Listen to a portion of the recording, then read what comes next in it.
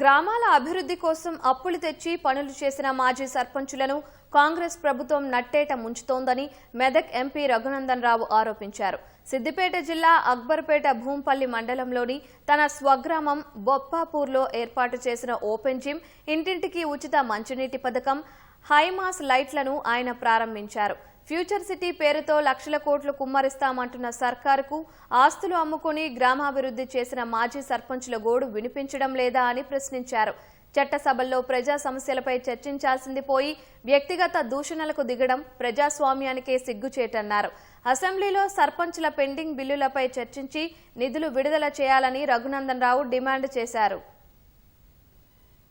రేపటి నుంచి ప్రారంభం కాబోతున్నటువంటి రాష్ట్ర శాసనసభలో సర్పంచులకు రావాల్సినటువంటి పెండింగ్ బిల్లులు లేదా గ్రామ పంచాయతీ పరిధి లోపల గత ప్రభుత్వ హయాంలో పనిచేసినటువంటి సర్పంచులకు రావాల్సినటువంటి బిల్లుల మీద నిజాయితీ ఉంటే ఈ రాష్ట్ర ముఖ్యమంత్రి గారు చర్చ పెట్టాలి. ఏమంటారు, అసెంబ్లీ స్టార్ట్ కాగానే ఎన్ని రోజులైనా చర్చిస్తాం, ఎన్ని సమస్యలైనా చర్చిస్తాం, కానీ అసలు సమస్య మాట్లాడుకున్నాడు పక్కకు పెట్టి వ్యక్తిగతంగా బూతులు తిట్టుకునే కార్యక్రమానికి అసెంబ్లీని వేదిక చేయొద్దని రాష్ట్ర ప్రభుత్వానికి ప్రతిపక్ష నాయకులకు ఇద్దరు కూడా నేను అప్పీల్ చేస్తా ఉన్నా.